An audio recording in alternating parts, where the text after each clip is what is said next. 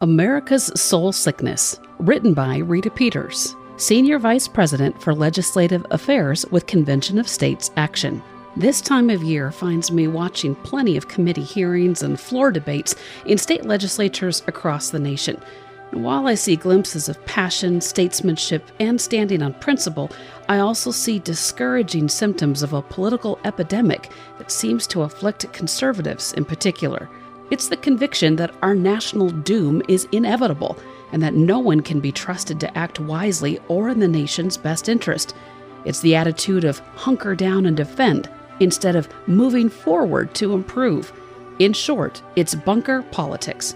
On the other hand, Convention of States Action is working to implement a meaningful solution to the problems that ail our federal system.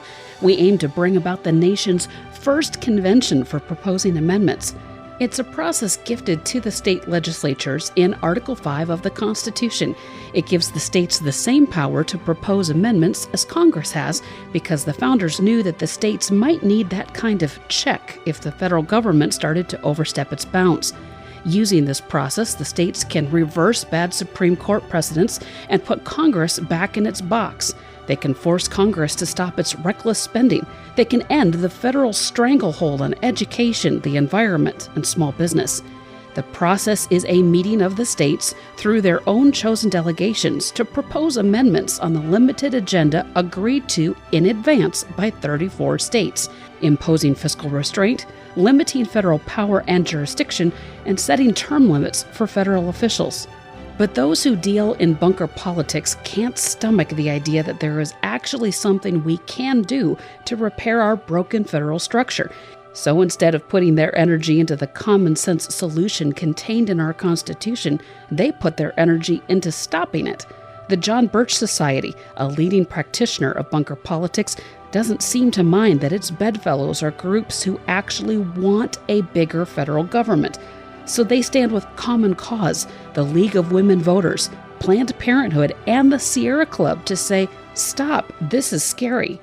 They make outlandish predictions about the repeal of the Second Amendment, not possible legally or politically.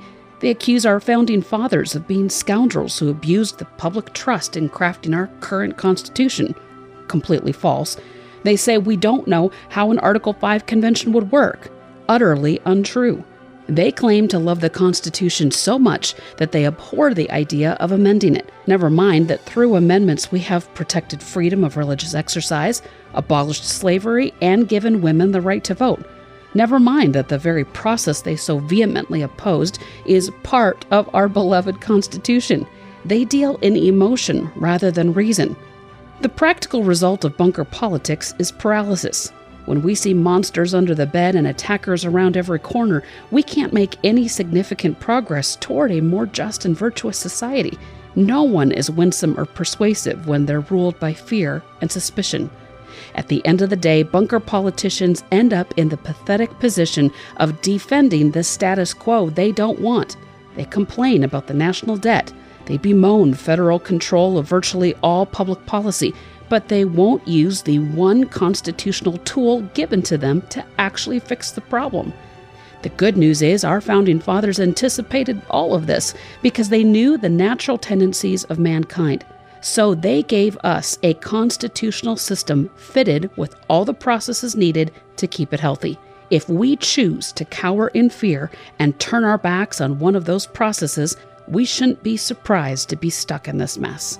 Americans who have the courage to keep working toward reform, to engage instead of retreat, need to step up. Bunker politics has no place among a self-governing people, and it is unbecoming of any public official who would deign to lead us.